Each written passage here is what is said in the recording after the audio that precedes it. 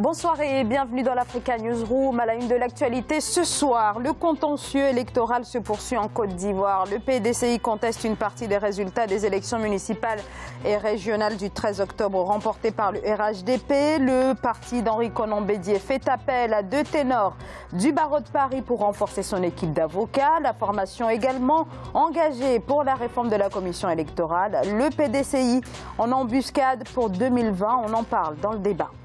Puis le Sénégal qui se prépare à lancer la phase 2 du plan Sénégal émergent. Lancement prévu en décembre de ce plan engagé depuis 2014 par le président Macky Sall et qui vise l'émergence d'ici à 2035.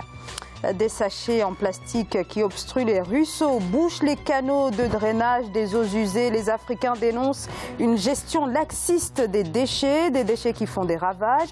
Une véritable bombe à retardement pour la santé des populations. Gros plan à suivre sur la situation en Côte d'Ivoire et sur les récentes mesures annoncées par le gouvernement.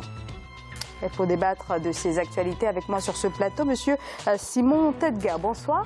Bonsoir. Vous êtes directeur de collection, écrivain, consultant en politique et stratégie de défense. À mes côtés également, monsieur Abdou Fleur, bonsoir. Bonsoir Zara. Vous êtes doctorant en études internationales, coordinateur du RAS, le réseau Africa Stratégie. Et avec nous également sur ce plateau, monsieur Jean-François Akanji-Combé, bonsoir. Bonsoir Zara. Donc Jean-François, éditorialiste d'Africa 24. On passe tout de suite à notre premier débat.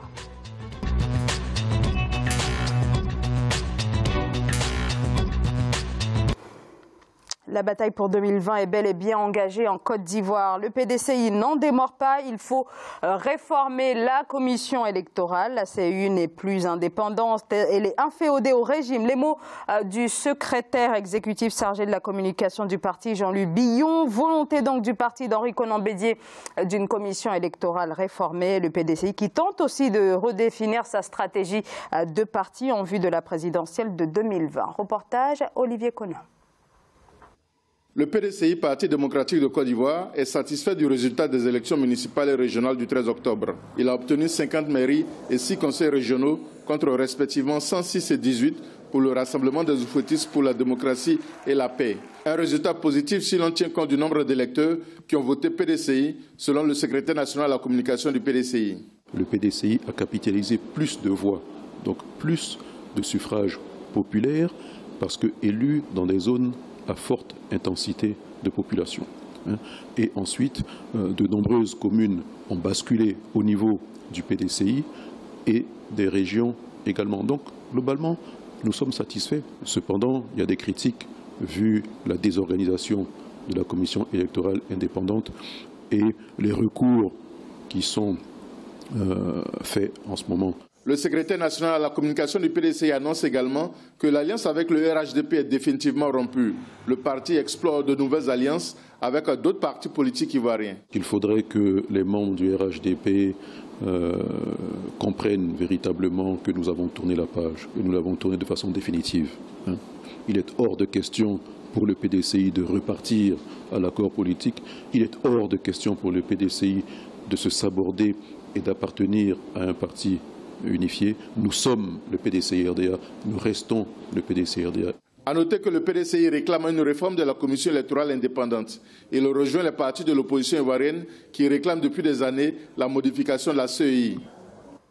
Alors, la réforme de la CEI fait l'objet d'une polémique depuis plusieurs années en Côte d'Ivoire. L'opposition la juge déséquilibrée en faveur du pouvoir. Alors, l'autre combat aussi pour le PDCI, c'est bien entendu la redéfinition d'une stratégie de parti en vue de l'élection présidentielle de 2020. Simon Tedga, quelle stratégie à présent pour le PDCI? Est-ce que le parti d'Henri Konan Bédié peut se passer d'une large coalition? Je pense que c'est très difficile pour le PDCI qui se lance déjà pour la campagne de 2020 de prétendre gagner l'élection majeure qui s'annonce si il n'est pas accompagné, s'il n'est pas avec d'autres partis. Et on voit une trame déjà, on voit très bien que ce qui se passe au niveau des élections municipales, c'est le démarquage, ils se démarquent vraiment pour montrer qu'ils retrouvent leur autonomie par rapport à cette élection. Mais il faut également se dire qu'une élection, même si elle est locale, a une grande importance pour les futures élections qui s'annoncent. Voilà. Jean-François. Alors, je partage la dernière appréciation. Les élections locales ne sont pas neutres pour des élections nationales, mais en même temps, ce sont des élections locales. Il faut leur laisser leur sens, parce que dans des élections nationales, on juge aussi des personnalités. Les élections du président de la République, c'est la rencontre d'un homme avec un peuple, comme on le dit souvent. Donc, c'est un facteur qui peut jouer aussi. Nous avions eu l'occasion de dire autour de cette table que autour de ce plateau, que l'avenir était incertain, qu'on ne pouvait pas le prédire, mais parce que précisément nous sommes dans un contexte où, et je partage cet avis-là également, dans un contexte où on ne peut pas devenir président de la République sans une vaste coalition. Et aujourd'hui, ce qui change dans le jeu politique en Côte d'Ivoire, c'est que le PDCI, au lieu d'être seulement un faiseur de roi, ou en tout cas d'être traité comme tel par ses partenaires, au terme de ces élections, et c'était ça vraiment l'enjeu pour le PDCI, apparaît comme le premier parti face au rassemblement du pouvoir. Et c'est sans doute ce qui leur donne un peu ces ailes d'annoncer aujourd'hui de façon définitive, comme s'il y avait quelque chose de définitif en politique et surtout en politique en Afrique.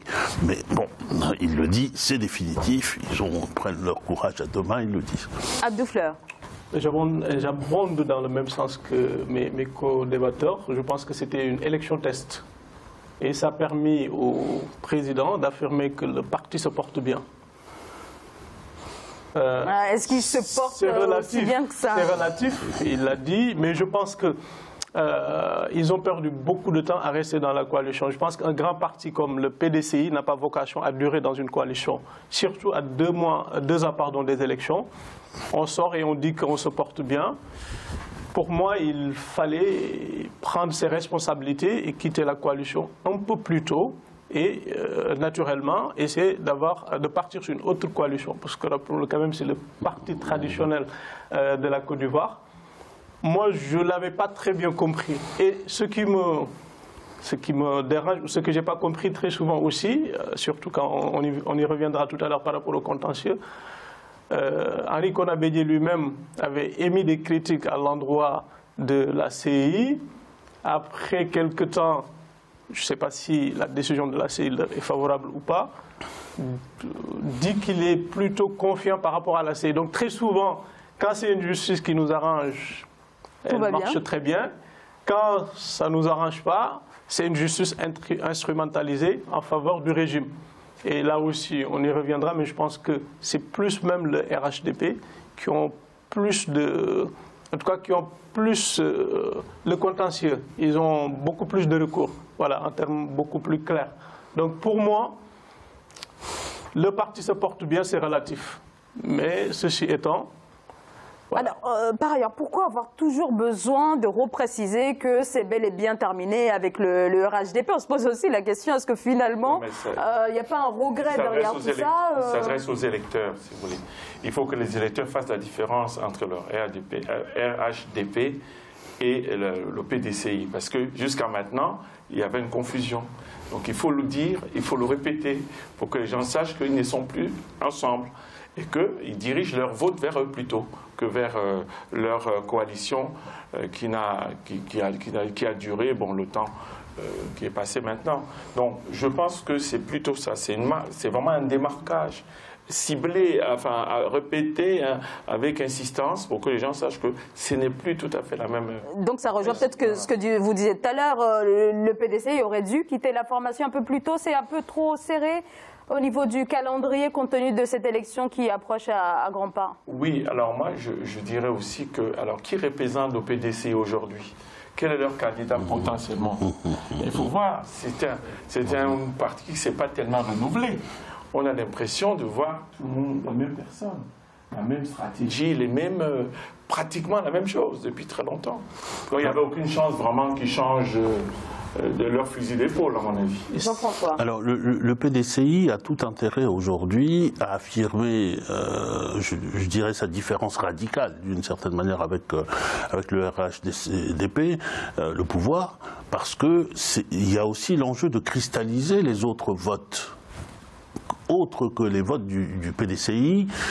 On sait qu'au présidentiel, enfin il est fort probable qu'au présidentiel il n'y aura pas seulement le président Ouattara et Henri Konan Bédié, il y a d'autres candidats qui sont en lice, qui n'étaient pas des candidats majeurs avec des organisations majeures lors de ces élections, mais qui vont apparaître. Mais comme ces acteurs-là ne sont pas encore sur le terrain de jeu, c'est le moment de cristalliser quelque chose. Mais pour le reste, le PDCI, moi je suis d'accord avec mon voisin et avec mes autres collègues autour du plateau pour dire que le renouvellement, ce n'est pas seulement quand on l'annonce.